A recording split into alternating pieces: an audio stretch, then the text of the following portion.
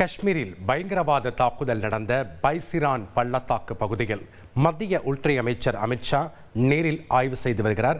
அந்த காட்சிகளை பார்க்கலாம். கூடுதல் விவரங்களை செய்தியாளர் ரமேஷ்குமார் வழங்க நாம் கேட்கலாம். வணக்கம் ரமேஷ்குமார், தற்போது உள்துறை அமைச்சர் அமித்ஷா சம்பவம் நடந்த இடத்துல ஆய்வு பணியில ஈடுபட்டு வரக்கூடிய காட்சிகளை நம்ம திரையில பார்க்கிறோம். விவரங்களை பதிவு பண்ணுங்க. நேற்று காஷ்மீர்ல பயங்கரவாத தாக்குதல் நடத்தப்பட்ட பஹல்காம்ல இருக்கக்கூடிய பைசரான் பள்ளத்தாக்கு பகுதியில் தற்போது உள்துறை அமைச்சர் அமித்ஷா நேரில் பார்வையிட்டு ஆய்வு செய்து வருகிறார். இந்த பைசரான் பள்ளத்தாக்கு பகுதி மினி சுவிட்சர்லாந்து என்று அழைக்கப்படுகிறது. பஹல்காம்ல இருந்து சுமார் 5 கிலோமீட்டர் தொலைவில் தான் இந்த சுற்றுலா தலம் அமைந்திருக்கிறது. இதனை மினி சுவிட்சர்லாந்து என்று அழைக்கிறார்கள். இந்த இடத்திற்கு வர வேண்டும் என்றால் ஒன்று கால்நடையாக செல்ல வேண்டும், நடந்து செல்ல வேண்டும், அப்படி இல்லை என்றால் குதிரை சவாரி மூலமாகத்தான் செல்ல வேண்டும். இந்த இடம் என்பது கிட்டத்தட்ட ஒரு பூங்காவை போன்றுதான் அமைந்திருக்கிறது. எங்கு பார்த்தாலும் மரங்கள் மற்றும் புல்வெளி. அது வைதி ஒரு பிளாட் வாங்கணுமா இல்ல ஒரு பிளாட் வாங்கணுமான்னு ஒரே கன்ஃபியூஷன். ஒரு ரியல் எஸ்டேட் எக்ஸ்பர்ட் கிட்ட பேசு. எப்படி? பாஸ்வாலா பி தி பாஸ். தரைகள் அமைந்திருக்கக்கூடிய ஒரு பகுதியாக இருக்கிறது.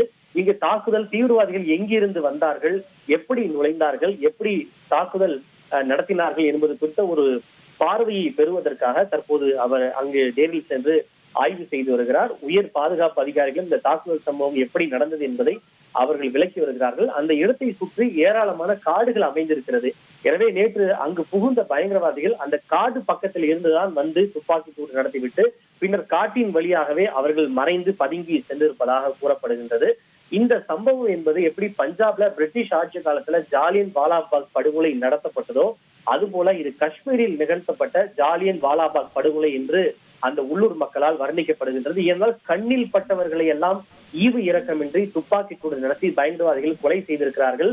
அவர்கள் தப்பி செல்வதற்கான இடங்களோ மறைந்து செல்வதற்கான இடங்களோ கூட அங்கு அந்த பைசரன் பகுதியிலே இல்லை. ஏனென்றால் எங்கு பார்த்தாலும் மரங்கள் மற்றும் புல்வெளிகள் மட்டுமே இருந்ததால் அவர்கள் மறைந்து கொள்வதற்கான இடம் கூட கிடைக்காததால் தீவிரவாதிகள் அவர்களின் மீது துப்பாக்கி சூடு நடத்துவது மிக எளிதாக மாறியிருக்கிறது. அந்த இடத்தில் தான் தற்போது உள்துறை அமைச்சர் ஆய்வு செய்து வருகிறார்.